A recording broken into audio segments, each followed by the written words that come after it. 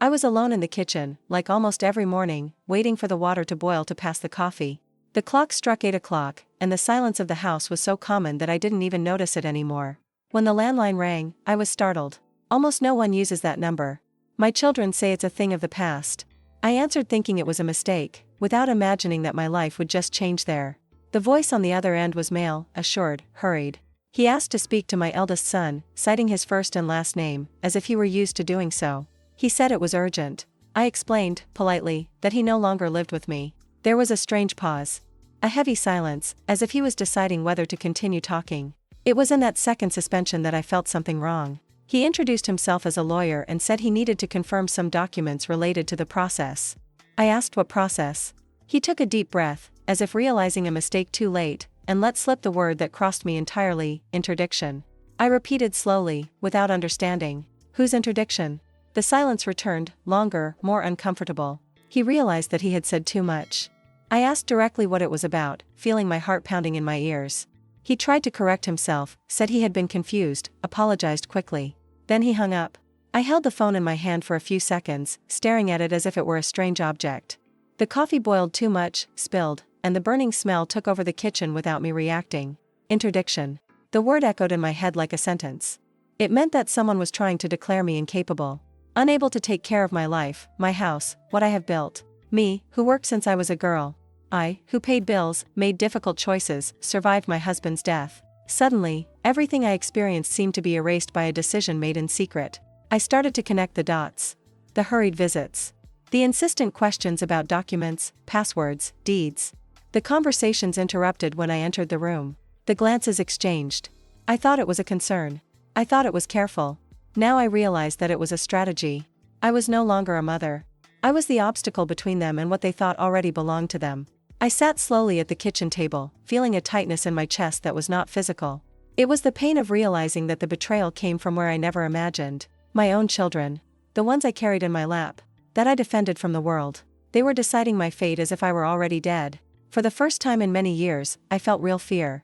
I looked around the house. Each piece of furniture had a story. Every crack in the wall had my effort.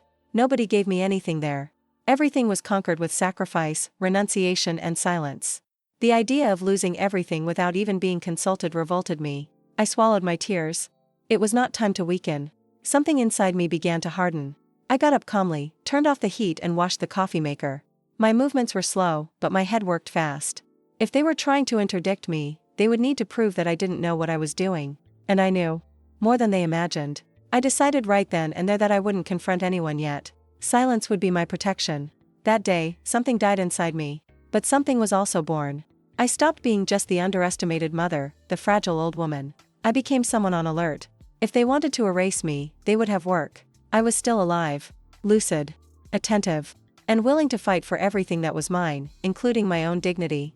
The fact that you have chosen to stay here, listening to this story, already shows that you understand the weight of things that are not said out loud. What comes next is not just about a family, it's about dignity, memory, and the value of not letting oneself be erased. If you believe that stories like this deserve to continue to be told, sign up, because they don't just talk about me, they talk about all of us.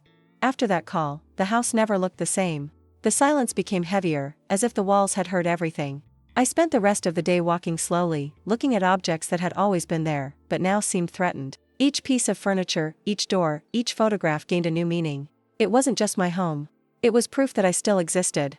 And someone wanted to take that away from me. The next day, my daughter showed up unannounced. She rushed in, talking loudly, looking at her watch. He didn't ask how I was. She commented that I looked tired, forgetful, different. He said it was concern, but the tone was one of evaluation. Every word sounded like a report. I felt that she was watching me as if looking for flaws. And that hurt more than the lawyer's call. She asked if I still knew where I kept the documents in the house. He asked if I remembered how much I paid in tax. He asked if I had taken the medicines. I answered everything calmly. She nodded, but mentally jotted down something I couldn't see. When he left, he kissed my forehead as if I were a child, or someone about to disappear. With my oldest son, it was different. He didn't pretend to be careful. He spoke little, dry, direct. He always asked if I wasn't thinking about selling the house, living in a smaller, more suitable place. Suitable for whom, I wondered. For me, that house was still life. For them, it was just idle assets, waiting for me to leave. I realized that it wasn't just coldness. It was a hurry. A strange urgency, as if they were running out of time. Visits increased, but affection did not. No one sat down to listen to my stories. Nobody asked what I wanted. I was a subject, never a participant. And this silent exclusion was waking me up inside. I remembered when they were little, how they depended on me for everything. Now, I was the wait, the delay. The old woman who didn't understand anything anymore. That didn't happen overnight. It was a slow distancing, disguised as a busy life. But now it was clear, they had already decided who I was without consulting me. I started to observe more and talk less. I noticed messages on their cell phones that stopped when I entered. Whispered conversations in the hallway. Quick subject changes. It wasn't paranoia. It was method. And the more I saw, the more I understood that I needed to protect myself. No one would do that for me.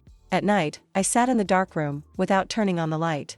I looked at the front door, imagining the day they would try to get me out of there. The idea of being taken against my will, of losing the right to decide, made me feel a knot in my stomach. But it also ignited something new. A kind of cold, silent anger that I had never felt. I didn't cry. Crying has always been allowed to me. Fighting, no. But that night, I decided that I would no longer just be understanding. If they were treating me as incapable, I would show the opposite. He would start by understanding everything that was at stake. Documents. Stories. Ancient truths. Everything. I still didn't know how or where to start. But I was sure of one thing, I wasn't as fragile as they thought. I was strong all my life, I had just forgotten about it for a while. Now, they were forcing me to remember. And this memory was going to be costly for those who thought I had already finished. The confirmation that something was wrong came on an ordinary afternoon, one of those in which the house seems to breathe with us. I was in the room folding clothes when I heard loud voices in the room. It was not an announced visit. I recognized the tones even before the words. They were my children. They spoke quietly at first, then forgot that I still lived there. That's how I heard what I should never have heard. Stop near the door of the corridor, without making a sound. My name came up in the conversation as an uncomfortable detail. Not as a mother, not as a person. As a problem. They talked about dates, values, deadlines. One of them said that I no longer had conditions. Another replied that it was just a matter of formalizing. Formalize what? I wondered, with my heart beating too hard. I heard when they mentioned the house. My house. They discussed who would keep it, who would sell, who would receive more. As if I had already left. As if my things were loose in the world, waiting for an owner. One of them laughed. That laugh cut me deeper than any words. It was there that I realized that it was not imagination. It was flat. They talked about me as if I didn't understand anything else. They said that I forgot things, that I confused dates, that it was dangerous to leave myself alone. None of them mentioned the times I helped them, even when they didn't deserve it. None of them remembered the sleepless nights, the bills paid, the choices they made. My story had been reduced to an imaginary report. The most painful thing was to realize how they agreed among themselves. There was no doubt, only adjustments. They did not discuss whether it was right or wrong. They discussed how it would be faster, easier, more advantageous. I listened to everything without being able to move. My body was there, but my head seemed far away, trying to accept that it was real. When one of them said that it was better to do it now, before it gets complicated, I felt my legs weaken. Now, as I breathed, while making my coffee, while he believed that he still had some place in that family, I understood that their time was not mine. For them, I was already delaying everything. I took a few steps back before they saw me. I went back to the room and closed the door carefully. I sat on the bed and stared at my hands. They were the same hands that held them when they were born. Now, they seemed small, almost invisible. The feeling was that she was being buried alive, little by little. I didn't cry at that moment. The shock was too great. Their words echoed in my head, mixing with old memories. I thought about my husband, what he would say if he were there. I thought about the promises they made when he died. They promised to take care of me. They promised unity. They promised respect. I got up and went to the closet where I kept old things. Photographs, documents, letters. Something told me that the past had more answers than the present. If they were using the story against me, I needed to revisit the real one. Not the convenient version of them. For the first time, I felt that my survival depended on memory. That night, I went to bed without turning off the light. The house looked different, almost hostile. But inside me, something was awakening. A bitter but necessary lucidity. They had started a silent war. And I, even though I was injured, was still standing. I didn't know how to win. But I knew I wouldn't give up without a fight. The next day, I woke up before the sun. I couldn't sleep properly. Every sentence I heard in the living room came back like a poisonous whisper. I stood up in silence, as if the house could hear me. For the first time, I felt that I needed to act before it was too late. Not for revenge, but for survival. I needed to understand exactly what they were planning. And, above all, I needed to protect myself. I started with the most obvious place, the drawer where I always kept important documents. House deed, old bills, bank papers. Everything was there, organized the way it always was. That gave me a little security. If they were saying I was confused, those papers told another story. My hands were shaking, but my mind was clear. I knew what I was looking for. I separated everything into piles on the table. I spent hours reading, rereading, checking dates and signatures. Each document seemed to affirm something my children tried to deny. I had always taken care of my own business. I never needed them to decide anything. Still, I felt afraid.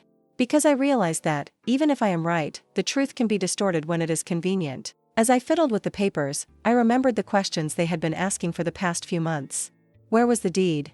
Who took care of the finances? If I remembered the passwords. At the time, I answered without suspicion. Now, it all made sense. They were putting together a dossier against me, using my own trust as a weapon. This realization hurt more than any discussion. I went to the bedroom and opened the wardrobe.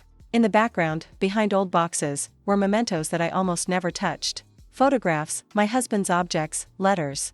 Things that I kept not out of material attachment, but out of memory. Something told me that there was more than nostalgia there. That the past still had a voice, if I knew how to listen. I sat on the floor and started to open the boxes one by one. The smell of old paper filled the air.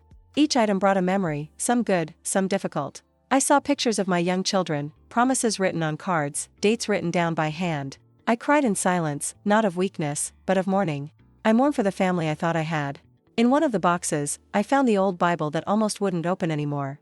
My husband always said that there we kept more than faith. I put her on my lap without knowing exactly why. I leafed through slowly, as if respecting something sacred. That's when I felt something different between the pages. A folded paper, yellowed by time. My heart raced before I even opened it. I unfolded carefully, afraid of tearing. I recognized the handwriting immediately. It was mine. But I didn't remember writing that. I began to read, and each line seemed to awaken something forgotten. Promises. Commitments. Words spoken in a moment of pain and sworn as eternal. There were recorded promises made by my children after their father's death. They promised to take care of me. Respect my decisions. Not to turn into a burden. Not to touch what was mine without my authorization. I read it all more than once, feeling a mixture of sadness and clarity. They weren't just cheating on me now. They had already started a long time ago. I folded the letter carefully and held it to my chest. For the first time since the call, I felt something other than fear. I felt direction. That letter was more than a memory. It was proof. Then they promised. Then they broke. And, perhaps, of what could still be done. I wasn't unarmed. I had just forgotten where I kept my own weapons. I sat on the floor for a long time, with the letter resting on my legs, unable to get up. The room seemed suspended in time, as if everything was waiting for me to finish understanding what I had just found. The paper was old, yellowish, but the words were alive. They pulsated. Each sentence pulled me to a past that I believed buried. It wasn't just memory. It was proof. And it sent me a deep chill down my spine.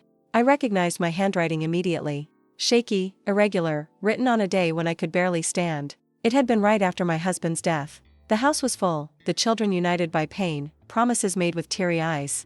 They were the ones who asked me to write everything. They said it would be a guarantee, a compromise between us. I believed it. That day, believing seemed easier than distrusting. The letter spoke of care. Of respect.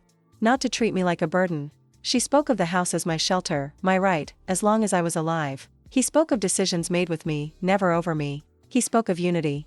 From the family. Every line seemed to have been written exactly to prevent what was happening now. And that made the betrayal even more painful. It wasn't just that they had changed. It was that they knew exactly what they were breaking. The letter made it clear that there was no confusion, no misunderstanding. There was a choice.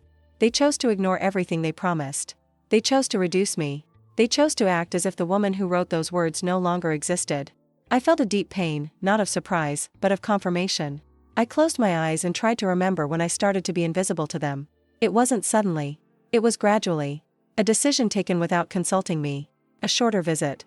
An interrupted conversation. We'll see later. Until, when I realized, they were already deciding everything. Including my destiny. The letter showed me that it wasn't paranoia. I had been pushed out of life itself. I got up slowly and sat up on the bed, holding the paper carefully, as if it were something too fragile for the world. I smoothed the folds, took a deep breath and understood that it needed to be protected. I couldn't stay where I was. It could not fall into the wrong hands. If they were willing to interdict me, they would also be willing to delete anything that would contradict them. I put the letter inside a new envelope and kept it in a place different from anything I had ever had. A place of my own. That marked a quiet turn. For the first time, I didn't tell anyone. I didn't ask for an opinion. I didn't share it.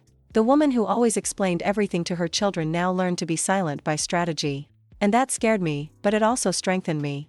I spent the rest of the day thinking about what to do with that truth. The letter alone would not solve anything. But it was a start. An anchor. I thought I might need help. Someone from outside. Someone who did not have an effective memory to distort the facts. This idea scared me. I was taught to solve everything at home. But the house had become hostile territory. In the evening, one of my sons called. The soft, rehearsed voice. He asked if I was okay, if I had eaten, if I needed anything. I answered carefully. Every word was now measured. I hung up feeling a strange weight. Affection was no longer comfort. It was surveillance. And the letter, kept silent, seemed to beat like a hidden heart. I lay down holding the envelope to my chest and cried for the first time since the lawyer's call. It wasn't a loud cry. It was contained, profound, necessary. I cried for what we were, for what we would no longer be. But when the crying passed, something remained. A calm certainty. I wasn't crazy. I wasn't weak. I was being betrayed. And now he had something they never imagined: conscience, trial, and time to act. In the days that followed, I began to see the past with different eyes. The letter kept in my head. Each time I remembered the promises written there, other memories came with them, like pieces that finally found a place. Situations that once seemed normal now took on strange contours. Interrupted conversations. Decisions made without me. Small agreements that never explained to me properly. Everything began to line up in a painful but clear way. I remembered when my oldest son insisted on helping with some financial issues shortly after his father's death. At the time, I accepted. He was too fragile to argue. He said it was temporary, only until I got organized. He never explained everything to me. He just said he was taking care of it. Now, she realized that care had well-defined limits. And none of them included transparency. I started to review old statements, notes, receipts kept without much attention. It took me hours to understand what I was seeing. Values that did not match.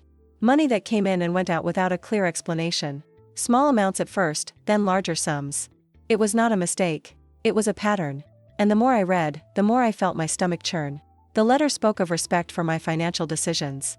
But, in practice, my decisions had been deviated. Someone decided for me while I believed I was in control. That wasn't just emotional betrayal. It was something more serious. Something planned. A slow manipulation, done with patience, taking advantage of my trust and my grief. The cruelest thing was to realize that it was not the work of just one person. There was complicity. Silence agreed. One knew and the other pretended not to know. The family that promised unity chose to unite against me. Not to protect myself, but to secure advantages. This realization made me feel small for a few minutes. Then it made me feel furious. A cold, controlled fury. I sat at the table with all the papers scattered around and took a deep breath. I didn't understand everything, but I understood enough to know that it needed to be taken to someone outside. It was no longer a family matter. It was serious business. Something that could cost me not only my house, but my reputation. If I were declared incapable, all this history would be buried with me. I thought about backing off, pretend I didn't see anything, to be the understanding mother until the end. But that idea died quickly. I no longer had that luxury. Every day of silence worked against me. My every gesture was observed, evaluated, perhaps used as proof of the inability they wanted to stick on me. It was then that I remembered the neighbor. Always attentive. Always polite. He had commented, months before, that he worked for years in a legal office. At the time, I didn't give it importance. Now, that memory has returned as a real possibility. It was not asking for help out of weakness. It was to seek guidance so as not to be destroyed in silence. I spent hours mentally rehearsing how to start a conversation. What to say. What not to say. She was afraid of seeming confused, exaggerated, paranoid. Exactly the image my children wanted to create. But she also knew that staying alone was the biggest risk. I took a deep breath and accepted something difficult for me. I needed to trust someone again. That night, I kept all the documents in an organized folder, along with the letter. For the first time, I felt like I wasn't just reacting. I was preparing. The secret of the past had come to light, and with it, a hard truth. My fight would not only be against my children, but against the fragile image they built of me. And this battle was just beginning. After organizing the documents, I began to feel the real weight of the threat. Until then, everything seemed distant, almost theoretical. But it was enough to imagine my name being removed from the house itself for the air to run out. I realized that it was not just about goods. It was my autonomy, my history, my right to exist without the authorization of others. For the first time, I seriously thought about the word hospitalization. And she terrified me. I started to notice details that I had previously ignored. Comments about my memory made in front of strangers. Suggestions that I shouldn't go out alone anymore. Repeated questions, as if they wanted to confuse me on purpose. It was subtle, but constant. A calculated wear and tear. They were building a portrait of me that did not correspond to reality, but that could convince those who looked at it from the outside. One afternoon, I found new papers on the living room table. They were copies of old medical bills, prescriptions, notes out of context. They were not mine. Someone had spread it there on purpose. To scare me or to test me. I felt a lump in my throat. That was no longer just mistrust. It was silent intimidation. I started to be afraid of making mistakes. Fear of forgetting a word, of tripping over a sentence, of showing fatigue. Anything could be used against me. I started to measure gestures, control emotions, choose schedules. Living like this was exhausting. But I knew I had to hold on. One slip could cost everything. The cruelest thing was to realize how the neighborhood still saw me as I always was. The educated, organized, lucid lady. Only at home was I treated as a problem. This made me understand that their plan depended on isolation. If they took me away from the right people, it would be easier to paint me as incapable. There was one night when I almost gave up. I thought about calling everyone, throwing everything on the table, asking for explanations. But something held me back. Intuition, perhaps. To confront without protection would be to surrender my weapons. They were in a hurry. I needed preparation. I took a deep breath and swallowed the urgency. It was in this state of alert that I began to imagine what my life would be like if I lost my home. A small room, white walls, controlled schedules. The idea of someone deciding when I would eat or sleep made me cringe. I didn't survive so much to end up like this. This certainty hardened me inside. I decided that I needed to act before they took the next step. I couldn't wait for the official notification. She could not be taken by surprise. The letter and documents were no longer just memories. They were shields. But I needed to learn how to use them the right way. In whatever way it had legal weight. I spent that night awake, sitting in the dark room. Every noise seemed threatening. Every thought, a warning. But along with the fear came something new, focus. For the first time since my husband's death, I had a clear goal. It wasn't about saving the family. It was to save me. The next morning, I made a quiet decision that would change everything. I wouldn't face my kids yet. I would face the system they were trying to use against me. I would seek help. Formal. Professional. If they wanted war, they would have to play it open. And I would no longer be the frightened woman waiting to be pushed out of her own life. This is the hardest part to tell. Opening this moment means reliving a pain that I spent years trying to protect in silence, knowing that, after that, nothing goes back to exactly the same as before. If you've come this far with me, it's because you understand that some truths are too expensive to hide. So I ask you, sign up, not as a support for me, but as a gesture so that voices like this don't disappear when they need to be heard most. It took me 2 days to take courage. 2 days walking around the house as if measuring the ground itself, wondering if I was exaggerating, if it wasn't better to keep quiet. I was raised not to bother, to solve everything by myself, but that situation had already exceeded my limits. On the third morning, I saw the neighbor watering the plants in the garden and felt that it was now or never. She has always been observant, the type who notices details without asking too many questions. I greeted her with a rehearsed smile, and she immediately realized that something was wrong.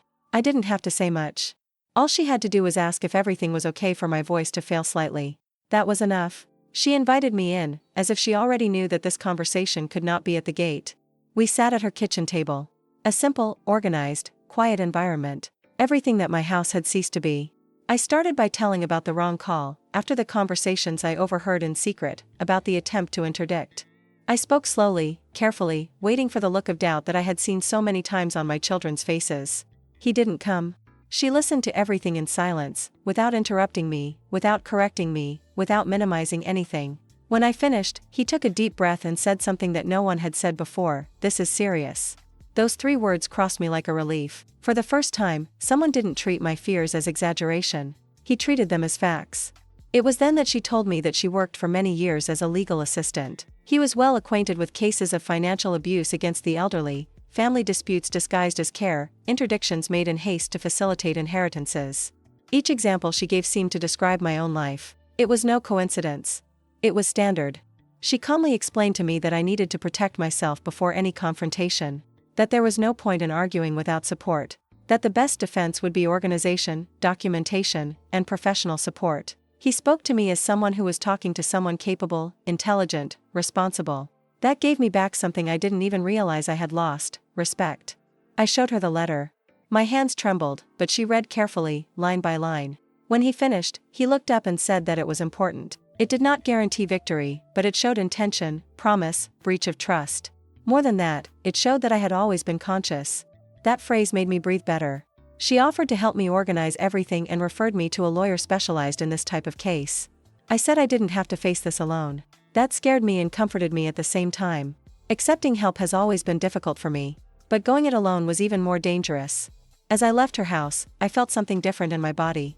The fear was still there, but it no longer paralyzed me. Now, he was accompanied by a director. For the first time since the beginning of everything, I had a plan, albeit a small one. And that changed the way I looked at my own home again. That night, as I lay down, I realized that something had changed inside me. I was no longer just the cornered woman waiting for the next blow. I had someone by my side. Someone who believed in me. And that was enough to ignite a silent certainty: they had underestimated the wrong person. On the appointed day, I crossed the city with my heart racing, but my posture firm. I never liked lawyers. I have always associated offices like this with fights, losses, bad endings. Still, I entered that building as if entering unknown territory, knowing that I could not go back. Every step I took was a silent affirmation that I would not accept being erased without reacting. The lawyer received me with restrained politeness, without exaggeration. He asked me to tell everything from the beginning. I talked about the wrong call, the conversations overheard, the letter, the documents. I spoke without haste, trying to be clear, organized, conscious. I watched his face intently as I spoke, looking for any sign of doubt. I didn't find it. When I finished, he didn't speak immediately. He organized the papers, took some notes, took a deep breath. Then I said something that marked me deeply: "You are lucid, coherent, and know exactly what you are saying." That phrase was worth more than any promise of victory. For the first time, someone validated my sanity in a professional way. He explained that an attempt at interdiction without a solid basis could turn against those who proposed it. That what my children were doing was dangerously close to financial and psychological abuse. Hearing that caused me a mixture of relief and sadness. Relief for not being wrong. Sadness for realizing that the situation was even more serious than I imagined. We talked about strategies. About not confronting anyone ahead of time. About recording everything. Dates, times, phrases said, strange behaviors. He advised me to act normally, but with extra attention. I needed to prove who I was every day. Not for me, but for the system they were trying to use against me. I showed the letter. He read it carefully, as if he understood the emotional weight, but also the symbolic value. He said that it showed intention and breach of commitment, something important in family disputes. It didn't guarantee anything on its own, but it reinforced a coherent narrative. That gave me hope without illusion. I left the office with a new briefcase and a strange feeling in my chest. It was not lightness. It was responsibility. Now I knew exactly what was at stake and what I needed to do to keep it all from losing. There was no more room for naivety. I was officially in self-defense. In the following days, I started to write everything down. Cross comments. Repeated questions. Disguised attempts to confuse me. The more I observed, the more I noticed the pattern. They were making small mistakes, waiting for me to stumble. But now I knew the game. And that changed everything. I started to answer with excessive calm. Explaining everything clearly. Keeping schedules, appointments, routines visible. Not to please, but not to give margin. This constant surveillance was tiring, but it also gave me back control. Each day without error was a small silent victory.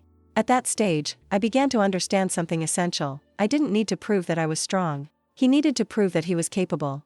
And that's what I've always been. They counted on my tiredness, my confusion, my silence. But now I had a strategy.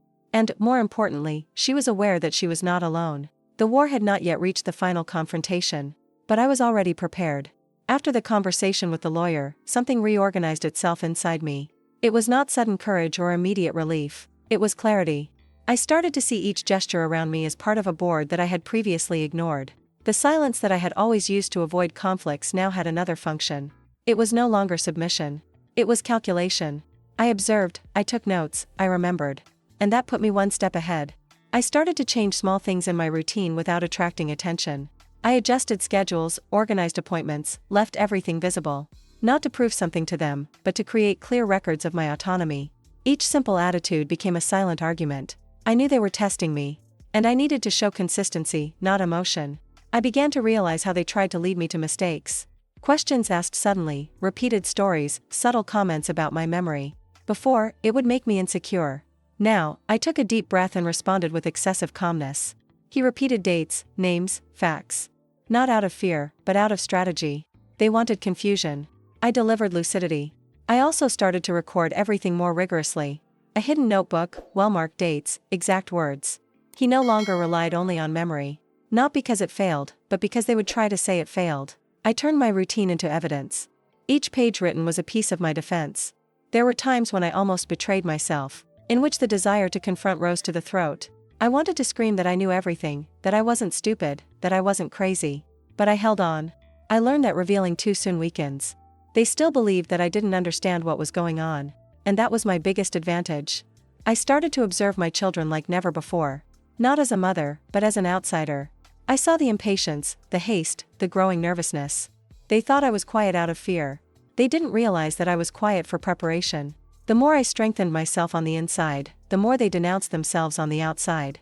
Sometimes, at night, loneliness tightened. Not the loneliness of the empty house, but the loneliness of realizing that my family had become a threat. It hurt to accept that, but denying hurt more. So I breathed, remembered what had already survived, and moved on. It was not the first time that life demanded firmness from me. I began to feel something new, respect for myself. Not the respect that comes from the other, but the one that is born when you don't abandon yourself. I was no longer trying to save relationships at any cost. He was trying to save me. And this silent change was profound. I no longer begged. I took a stand, even if in silence. I realized that my biggest transformation was not in the documents or the external strategy, but in the way I saw myself. I wasn't the confused old woman they described. I never was. I was just tired for a long time. Now, she was awake. And an awakened woman is difficult to manipulate. At that point, I already knew that the confrontation would come. I didn't know when or how, but I knew it would be inevitable. And, for the first time, this did not paralyze me. I was ready to look into the eyes of those who tried to erase me and say, with evidence and posture, that I was still there. Hooray! Capable. And in control of their own history. The summons arrived in a dry, almost bureaucratic way. A short message warning about an important meeting, to solve everything at once. No order. No explanation.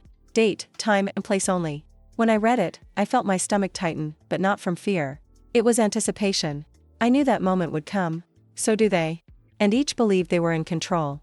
I spent the day before reviewing everything carefully. Documents organized, notes separated, the letter carefully kept. It wasn't just a family reunion. It was a test. A game of forces. I couldn't arrive unprepared. Each role had its place. Each memory, its time. For the first time, I wasn't going to hear charges. I was going to position myself. On the appointed morning, I dressed calmly. I chose simple but firm clothes. Nothing that reinforced fragility, nothing that screamed defiance.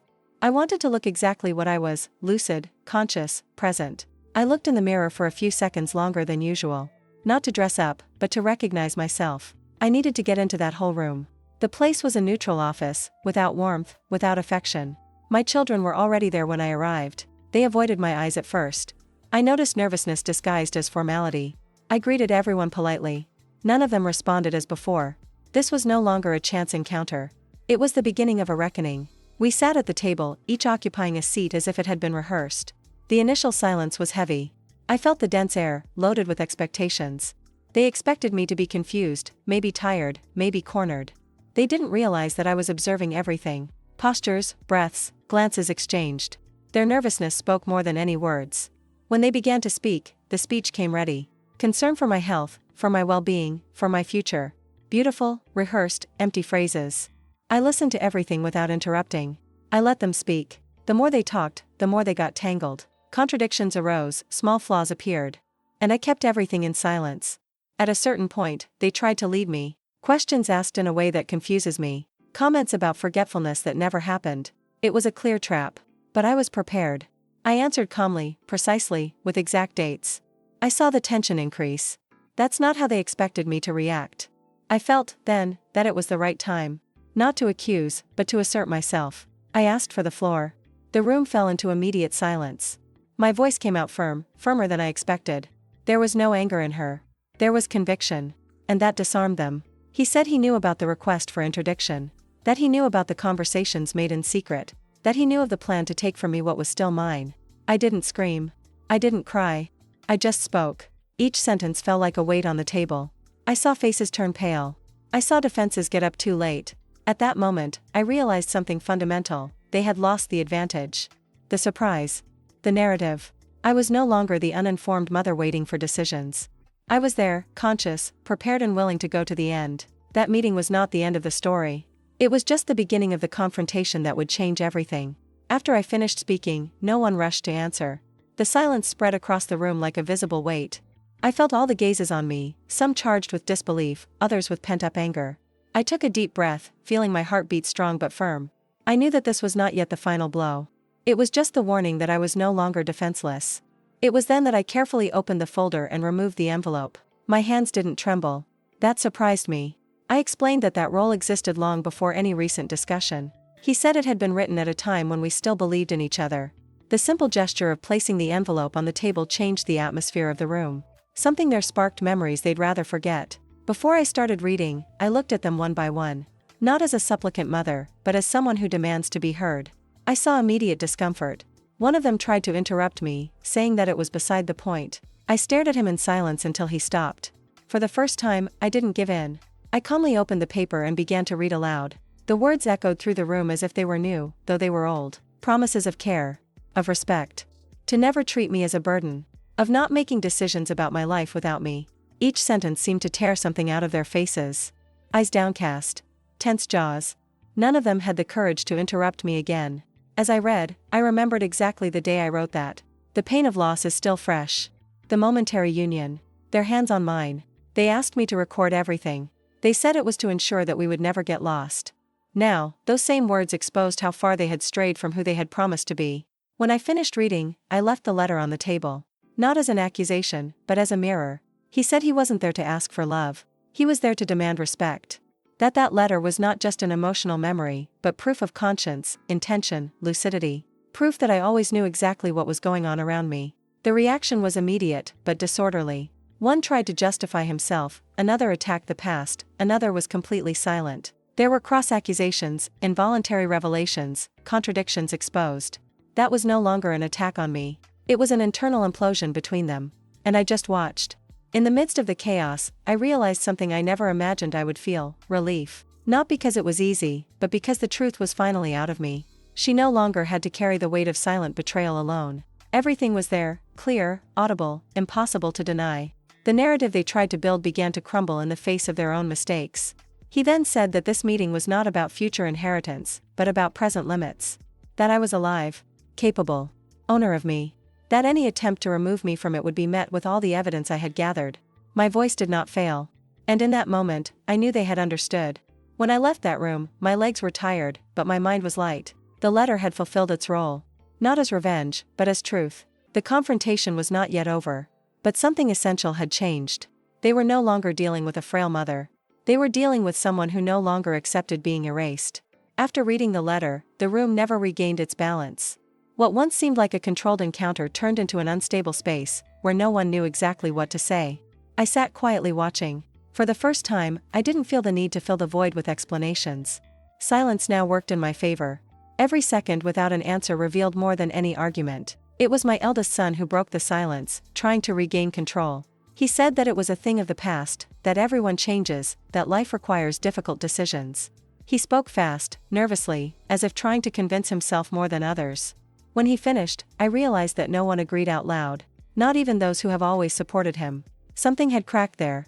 My daughter tried to intervene, saying that it was all exaggerated, that I was too sensitive. It was then that the lawyer asked her to clarify some contradictions in the reports she had previously made. 2 simple questions were enough for her to get tangled. Wrong dates. Conflicting versions. The rehearsed discourse began to crumble in the face of objective facts. One of them lost his temper and accused the other of having gone too far. What was supposed to be an attack on me turned into an internal dispute. Old grievances came to light, secrets were revealed unintentionally. I discovered things there that I never knew. The extent of the betrayal was greater than I imagined. But, curiously, that no longer destroyed me. It only confirmed. As they argued among themselves, I realized that my image was no longer the center of the room. I had ceased to be the problem. The narrative of the incapable mother no longer held. Now, they were the ones who needed to explain themselves. And this reversal of roles was something that neither of them had anticipated. The lawyer calmly exposed the legal consequences of an ill-founded interdiction attempt. He spoke of psychological abuse, bad faith, accountability. Each technical term seemed to remove some of the arrogance they had brought into that room. I saw fear arise where there was once certainty. It was not revenge. It was reality. I listened to everything without interrupting. I didn't have to attack. I didn't have to accuse.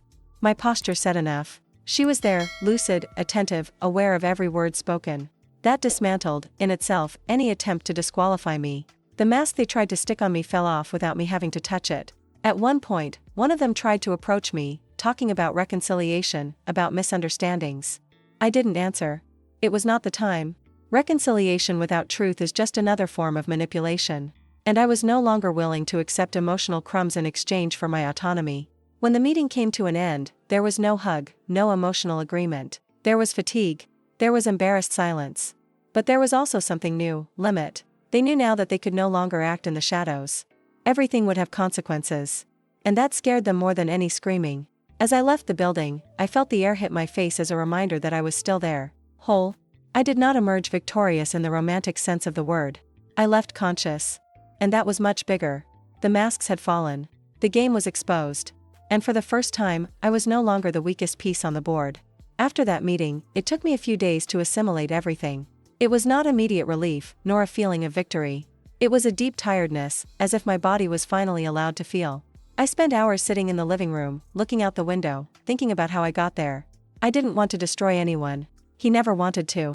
I just wanted to stop being pushed out of my own life. My children tried to contact me. Long messages, confusing explanations, requests disguised as concern. I read everything calmly, but I didn't answer immediately. For the first time, I felt no obligation to resolve their discomfort. I learned that silence can also be a limit. And limit is not cruelty. It is protection. I returned to the lawyer a few days later, with a cooler head. We talked about my next steps, not as a reaction, but as a choice. He explained to me options, consequences, possible paths. I listened to everything carefully. That wasn't about punishing. It was about making sure that no one else could decide for me.